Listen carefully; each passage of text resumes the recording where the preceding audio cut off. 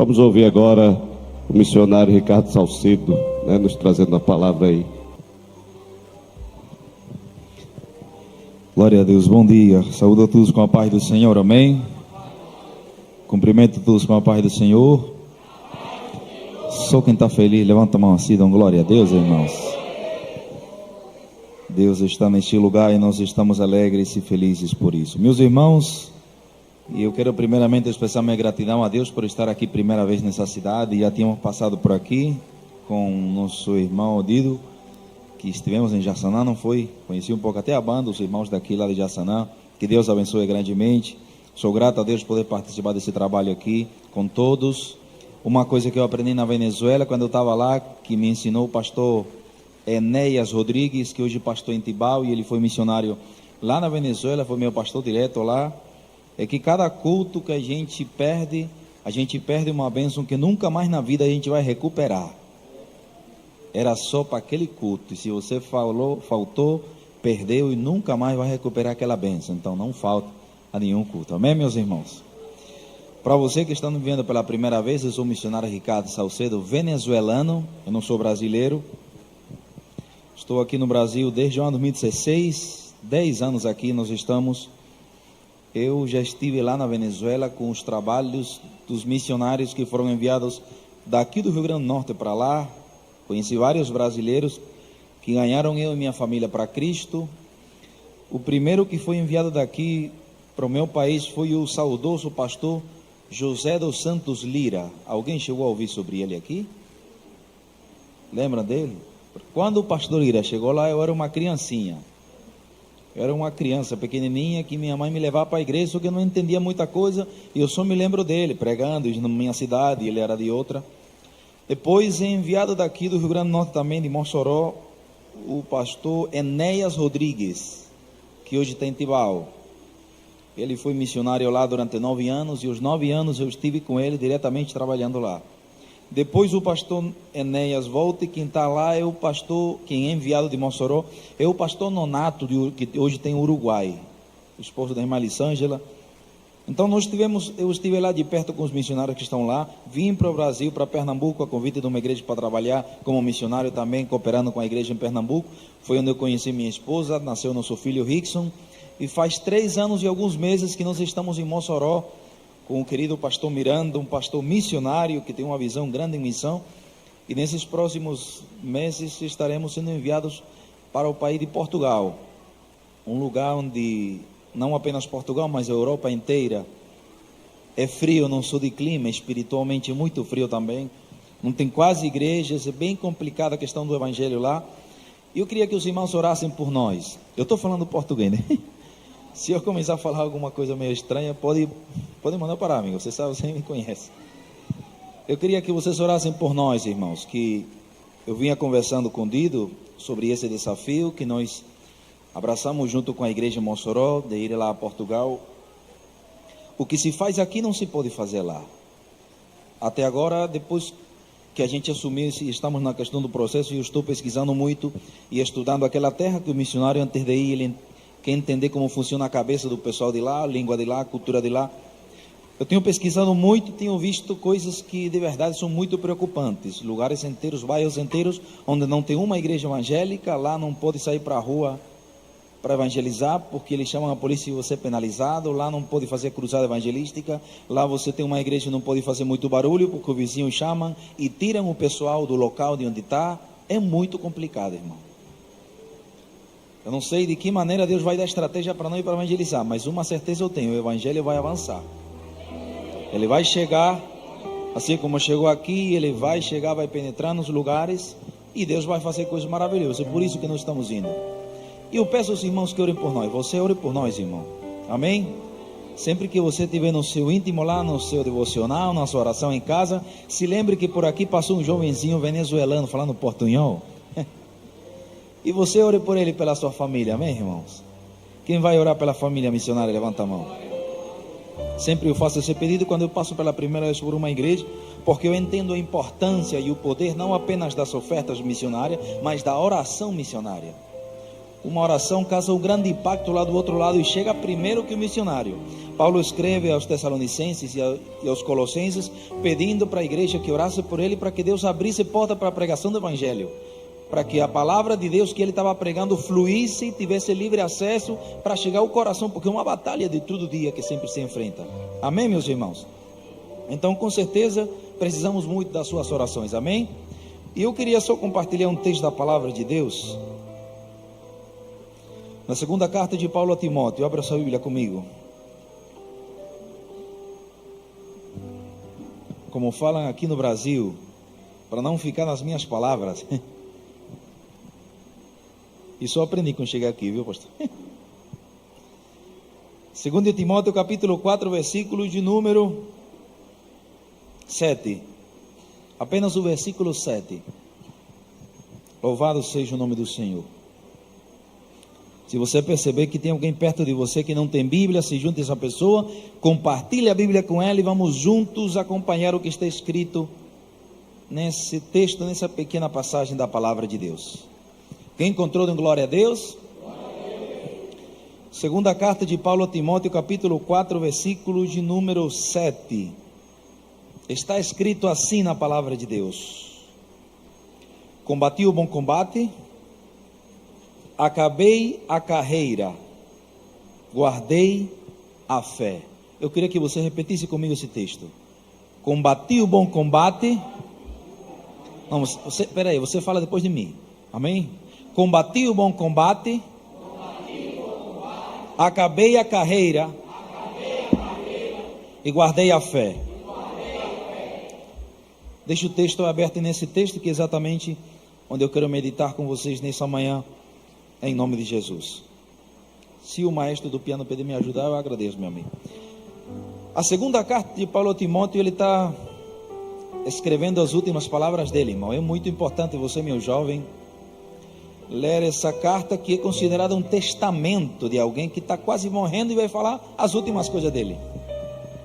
É no versículo anterior que Paulo diz aí que ele já está sendo oferecido, que o tempo da partida dele, ele já sabe que está próximo, ele provavelmente recebeu a sentença de que ele ia morrer, e é nessa carta que ele escreve e deixa as últimas considerações para seu filho na fé, Timóteo, que viajou com ele na segunda viagem missionária, que aprendeu com Paulo durante toda a jornada, tudo isso, e Paulo mesmo formou ele como obreiro, colocou certa vez para aquele menino pastorear numa igreja, e o povo estava achando que ele era novo demais para aquele cargo, que ele era novo demais para aquele exercício. Muitos estavam desprezando a palavra, a liderança, a fala dele, porque ele era muito jovem, e Paulo vai tentar corrigir ele, falar que não deixe que ninguém despreze a tua mocidade, e nessa carta Paulo está deixando as últimas palavras para ele.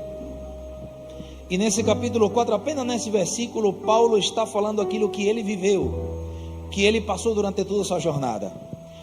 Esse texto aqui nós colocamos quando alguém parte com Jesus, não é? Quando alguém parte, coloca uma foto daquela pessoa que faleceu entre nós, faleceu com Cristo, combateu o bom combate, guardou a fé, acabou a carreira, agora está na glória. E sempre falamos isso por quê? Porque a nossa vida cristã aqui na terra é uma batalha todo dia, irmãos. Paulo parece que nesse versículo, no versículo 7, ele está olhando exatamente tudo o que ele passou, tudo o que ele viveu, tudo aquilo que ele enfrentou, e ele está dizendo que diante de tudo aquilo que ele padeceu, que foi apedrejado, que foi perseguido, que naufragou, que quase é afogado, que quase morre, que sofreu açoites, e tanta coisa que ele fala no capítulo 11 da segunda carta aos Coríntios, ele olha, e diante de tudo isso que o inimigo levantou para tentar parar Paulo, ele olha e diz: eu combati o bom combate, cheguei até aqui, eu acabei a minha carreira porque eu estou partindo, e eu guardei a minha fé. Essa primeira parte que Paulo fala, eu combati o bom combate, ele está tentando passar algo para Timóteo, fica registrado no texto sagrado para nós aqui hoje também, irmãos. Quando Paulo diz que ele combateu o bom combate, ele está falando de uma batalha espiritual que a gente enfrenta todo dia. O inimigo sempre tenta levantar uma guerra para tirar todos nós aqui dentro da igreja. O inimigo levanta uma guerra na família, levanta uma guerra no trabalho, na faculdade, na escola, levanta a guerra em tantos lugares para tentar desanimar, destruir, roubar a nossa fé, para nos tirar do caminho que está nos levando para o céu, para matar a fé que está dentro de nós.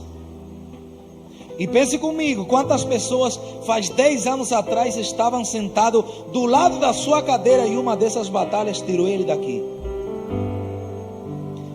Dá para pensar um pouquinho? Quantas pessoas era para estar do seu lado sentado aqui hoje? Mas diante de tantas batalhas e tantas guerras que o inimigo levantou, parece que deixou as armas no chão, se cansou, porque uma batalha normalmente deixa feridas, tem sangramento, tem dor, a gente sofre tantas coisas. E diante de tantas coisas, pessoas durante a sua trajetória cristã têm enfrentado batalhas que têm conseguido tirar pessoas daqui.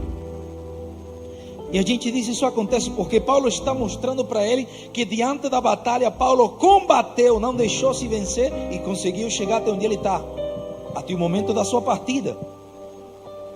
Batalhas diante de todas as esferas Deus levanta para nos tentar tirar do foco, nos tentar tirar do caminho, nos desanimar e muitas vezes até chegar a pensar que não vale a pena caminhar com Cristo, não vale a pena estar aqui, porque quando eu estava lá fora vivia melhor do que quando eu estava aqui dentro. Você já ouviu alguém dizer isso? Quando eu estava lá fora não tinha tanta luta como eu estou aqui agora. Quando eu estava lá fora, porque o inimigo quando está lá fora ele não vai levantar nada, você já está indo para o inferno. Mas quando vê que está aqui dentro, ele tenta fazer de tudo para lhe tirar daqui. Quem sabe hoje você está enfrentando uma dessas batalhas e o inimigo está fazendo de tudo, tramando artimanhas, tentando tirar ziladas, tentando organizar o que é que vai levantar amanhã para te tentar desanimar para você não vir mais para cá. Mas hoje você chegou aqui nessa manhã.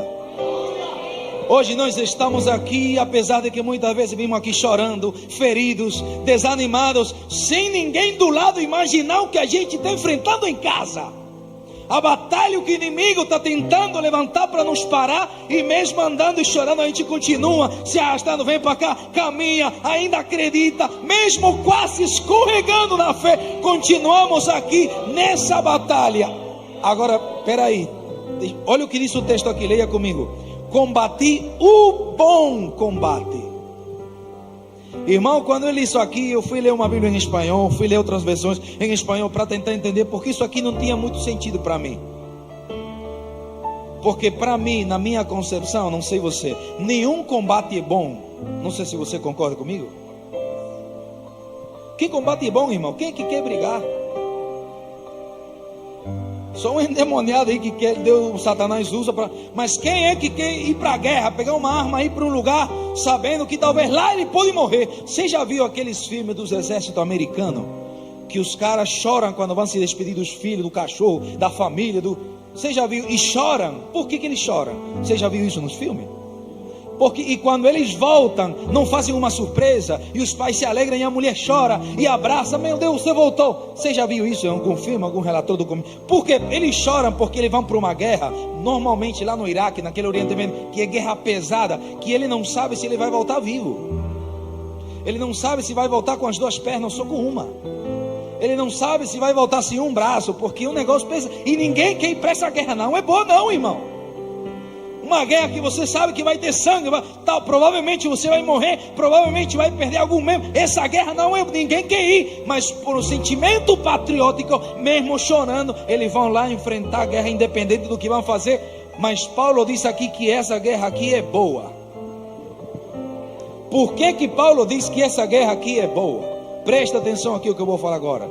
Eu fui orar e perguntar a Deus. Essa guerra aqui, Paulo está dizendo, eu combati o bom combate. Se alguém perguntasse para Paulo, por que você fala que esse combate é bom? Porque nós pertencemos ao exército do Deus vivo, sim ou não? Cadê esse exército aqui? Levanta a mão. E nós somos o único exército que entra no campo de batalha, já sabendo de antemão de quem é a vitória.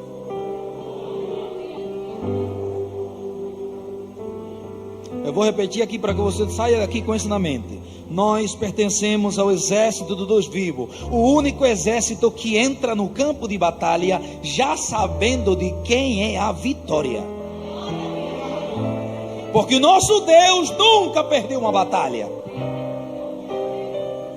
Então por que tem gente que diante de batalhas e guerras que o inimigo levanta não estão mais aqui? Porque simplesmente se cansaram, decidiram soltar as suas armas e não continuar guerreando. A única maneira da gente perder essa batalha espiritual é a gente se rendendo e desistindo. Mas nessa manhã Deus me trouxe da Venezuela para falar para alguém que talvez está querendo já desistir, deixar as armas no chão. Deus me trouxe para lhe dizer: não desista. Mesmo chorando, mesmo sangrando, mesmo doendo, continua batalhando essa boa batalha, porque você não sabe se daqui a pouco a vitória está chegando. Mas o inimigo sabe que ele se levanta 10 vezes e ele vai cair, porque quem está do nosso lado é maior do que quem se levanta para tentar destruir. Então toda vez que o inimigo se levantar, nunca esqueça do que Deus está falando nessa manhã: eu lhe fiz mais do que vencedor. A vitória é sua. A vitória é sua. Essa guerra que o inimigo levantou essa semana, Deus está mandando lhe dizer: a vitória é sua, vai chegar. Essa guerra que o inimigo está levantando lá na sua rua, Deus está mandando dizer: a vitória é sua. O inimigo se levanta para tentar lhe desanimar, mas nessa manhã Deus lhe renovando, lhe fala: continua batalhando, que você não está só nessa guerra. Eu estou contigo e a vitória está chegando. Alguém crê nessa palavra aqui, irmão? Alguém crê? Levanta a mão. A vitória é sua, a vitória é sua. Você é um exército, Deus lhe fez mais do que vencedor. Combati o bom combate, acabei a carreira. É a segunda coisa que Paulo fez para poder guardar a fé. A gente combate o bom combate mesmo com luta, chorando, sofrendo. A gente continua correndo essa carreira para poder guardar a fé. E Paulo compara a nossa vida cristã não apenas agora a uma guerra, mas a uma carreira que nós estamos parecidas às Olimpíadas daquela época. Uma carreira onde muita gente às vezes vai rápido, outros vão um pouco mais devagar. Tem gente que vem até se arrastando. No início, com aquele fogo, sai correndo logo, querendo passar todo mundo para chegar primeiro. Já durante o caminho que vem o cansaço, vem o tempo e os anos, já começa a andar mais devagar. E tem alguns que pelo caminho se cansaram demais e decidiram parar essa carreira e não correr mais. Volto a falar o que eu falei no início: gente que estava do seu lado, que começou essa carreira faz alguns anos atrás e já não está sentado na cadeira do lado, se cansou no caminho, não quis mais continuar, por diversos motivos, porque viu outros mais rápido do que ele ou ela, porque viu outros com mais energia do que ele ou com ela, porque viu outro mais veloz, porque viu um grupo lá e ficou para trás, e sei lá, entre tantas coisas, muitos decidem parar na caminhada diante do cansaço dessa carreira que nós estamos. E às vezes nós pensamos também por pensamentos errados, de acordo com isso aqui, é que muitas vezes paramos. Nessa carreira da fé tem um galardão espiritual no céu, tem um troféu que vale mais do que essa Copa do Mundo que receberam agora. Porque essa Copa do Mundo daqui a 50 anos, quem ganhou, não sei de que país ganhou, não me lembro mais. Quem ganhou vai ficar velha, vai ficar suja, vai ficar cheia de poeira. E vai vir outra muito mais moderna, mais bonita, e essa vai ser escanteada. O galardão que está nos esperando do céu, ele é incorruptível. Ninguém rouba, não fica velho, ele é incorruptível e está esperando por nós. Agora, quem é que ganha esse galardão? Quem é mais rápido? Quem chega primeiro? Quem tem mais velocidade? Não, nada disso. Porque nessa carreira da fé, a gente não está em competição. Eu vou repetir para você entender. Nessa carreira da fé, nós não estamos correndo em competição. Diga comigo, nós estamos correndo em cooperação.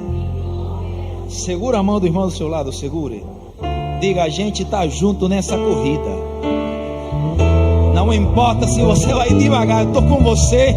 Vamos correr junto, porque aqui nessa corrida não importa quem é primeiro, nem quem é mais rápido. O importante é chegar lá, acabar a carreira.